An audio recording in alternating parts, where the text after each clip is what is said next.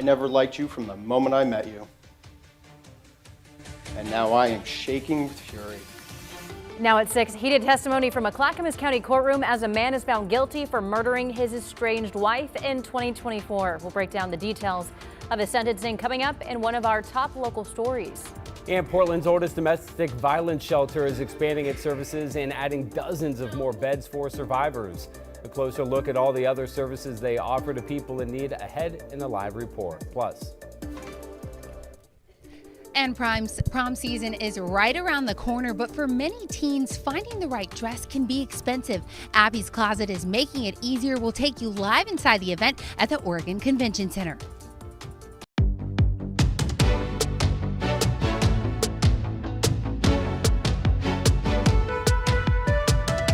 Good morning, and thank you for joining us on your Friday. I'm China Green. And I'm Matthew Herchick. Rod Hill and Chris McGinnis standing by with a look at the weather and traffic. Another little rainy start to the morning-ish, Rod? Yeah, well, we've had several hours of widespread steady rain overnight, so everything is wet. Now, that current batch of rain, if you look on the radar, is starting to kind of taper off, but there's more rain coming in this kind of northwestern flow pattern coming in. So right now, radar shows us completely dry from Salem up into Portland. I will tell you, and I'll be mentioning this throughout the day, today's cloud base is expected to be quite thick and quite low. And when that happens, the radar doesn't pick up a lot of times the light rain coming out of that low base. So it's very possible that you look at your radar and it doesn't show anything. You step outside and you're like, wait a minute, it's raining lightly. It could be one of those kinds of days. So there's raindrops on the Lens up in Vancouver at 45 degrees. We're going to call it just occasional light rain today. Salem still reporting some rain, it looks like, on the camera lens there. PDX 45, will be 48 noon, about 50 at 5 o'clock. We still have a dry Saturday for you. Your weekend forecast, of course, is coming up. Here's Chris. Rod, look forward to that. All right, thank you. Let's get you out the door. We'll start out, well, I apologize for that. That was I-5 at the Interstate Bridge at SR 14. That camera's been going in and out. Maybe it has something to do with the rain. Just kidding.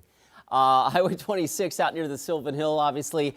We are up in that low cloud deck. It's foggy, misty, drizzly, rainy, all that fun stuff. But so far the drive, unimpressed with that, as in we're rolling along at a speed limit clip on that side of town. And Interstate 84 still looks pretty good as well. Drive times will reflect that. I think, no, don't have the drive times, but they are all pretty close to a speed limit clip, guys. No major freeway trouble out there just yet. Thank you, Chris. Happening today, a Portland domestic violence shelter is expanding its services. Bradley Angle is Portland's oldest domestic violence shelter, and today will add another 60 beds for survivors. Sunrise reporter Thomas Schultz joins us live from North Portland with more on this. Thomas, morning. Hey, good morning, guys. And yeah, look, this is a huge expansion. With a few dozen more beds, Bradley Angle says they can help 24 more families, and they give around-the-clock care to these domestic violence survivors. Each person has their own space. The shelter helps survivors with anything they need to, whether that's books, clothes, or even new identification. Survivors can even get help setting up a new bank account as they disentangle themselves from their abuser. This program is getting some help from Multnomah County, too, which is contributing close to $3 million to expand services. And Margot Martin, the CEO of Bradley Angle, says this funding can make a huge difference in many people's lives.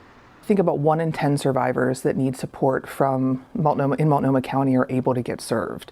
What we saw during COVID, because folks were stuck at home, there was a 34% rise since 2020 in need of folks who need support and sort of needed to get to safety and stability. Overall, Martin says the shelter will now be able to help 80 people at a time. She says 92% of survivors supported by Bradley Angle find permanent housing, which is a far greater success rate than most shelters in our area. That ribbon cutting is set here in North Portland for 8:30 this morning. Both people from the nonprofit and Multnomah County will be here as they both push to ensure domestic violence survivors have everything they need to get back on track. Matthew, China. Thomas, thank you. And if you or someone you know is experiencing domestic violence and needs help or support, the National Domestic Violence Hotline is available 24 hours a day. You can call the number there on your screen, 1-800-799-7233. All calls are confidential. In an update this morning, a jury has found a Clackamas County man guilty of killing his estranged wife. Yeah, back in November of 2024, 72-year-old Michael Fournier murdered Susan Lane, who was found dead in the woods near Welch's. Now, she'd been shot 3 times just weeks after she signed divorce papers. The judge sentenced Fournier to life in prison with the possibility of parole after 25 years. The jury is now deliberating in the trial of a man accused of stabbing another man at a southeast Portland shelter in 2024. Court documents say that Tim Netherly attacked Arturo Mendoza at City Team Ministries following an argument, then backed him into a corner and stabbed him multiple times. Mendoza claims that he drew his own knife in self-defense, injuring Netherly in the process. Netherly faces several charges, including attempted murder and assault. I don't know what kind of accounting we use here, but it is not working. Portland City Council took up a big question this week. What should be done with the millions of dollars sitting in the Unspent Housing Bureau? Now, this all started in November when $21 million in unreported fees was exposed to council. Then came the shocker. Millions more uncovered across 4 Housing Bureau accounts, a total of now $106 million. And a more than 3-hour debate yesterday, councilors tossed around ideas on how to spend the money, and most notably at times questioned if even more money is going unreported. It got a little spicy. Take a listen. Is there any other monies in these pots that you have not told us about that we should know about above the $106 million? Michael. What we presented today is all of the unbudgeted fund balances that I'm aware of. That you're aware of. For much of the funding, there are rules on how to spend it. The funding with the fewest strings attached happens to be the original $20.7 million. Ideas include rent assistance, preserving existing affordable housing, or filling the city's general fund deficit. The 20.7 needs to go out the door as quickly as possible. I think we really need to slow the inflow into homelessness. I keep harping on that because I'm greatly concerned by how many more people that we're seeing on the streets, how many more people are in eviction court. We want city money spent to help keep people in their homes. We also want to see city money spent to make rents cheaper. This was a work session, meaning nothing has been voted on yet. The city is also hiring an outside firm to investigate how all city bureaus manage their money. Your time now is 6:07. We have a serious story for you right now. Looks like police K-9 from Ohio is in the doghouse, accused of destroying this lamb toy. Officers describe the scene as disturbing, with stuffing scattered across the floor. After an investigation, officers named K-9 Moby there, seen right there, as a top suspect because, according to authorities, there were, quote, zero signs of forced entry. They believe Moby's motive was that the squeaky toy was just too tempting to resist. I'll bet that's kind of how my dog was. He got a squeaky toy. He had to like get to the squeaker. So like whatever he had to do, there's a lot of carnage. Yeah, that's Maximus. I don't buy it. There's a lot of that carnage. squeaker as it goes after it. Yeah. If it squeaks, we don't buy it. Yeah. Really? Yeah. Oh my gosh, Maximus, I don't think would even have an interest in the toy. Yeah, that's, He yeah. loves Barry the doesn't even squeak. know Squeaky exists. Okay, well, all right, so we're gonna shh, in case Barry's watching this morning.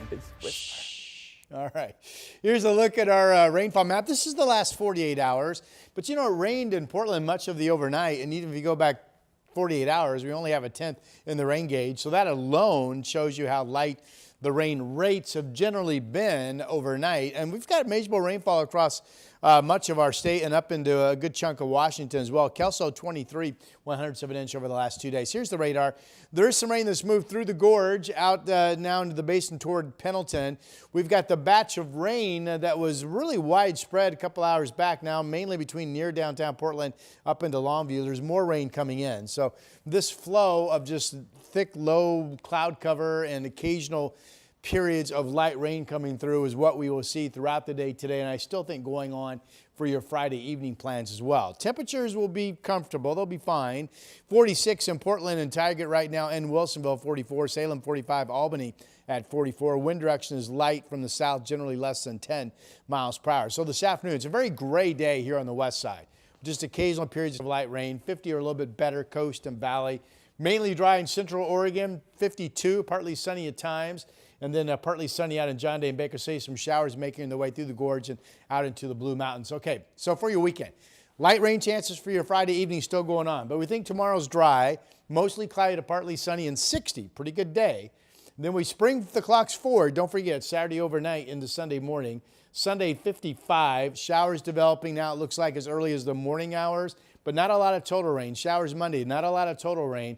And then rain picks up Tuesday, Wednesday, Thursday. That comes, don't forget, with those lowering snow levels, including the potential of some snow over the Coast Range highways Tuesday through Tuesday night into Wednesday as well. Back to you.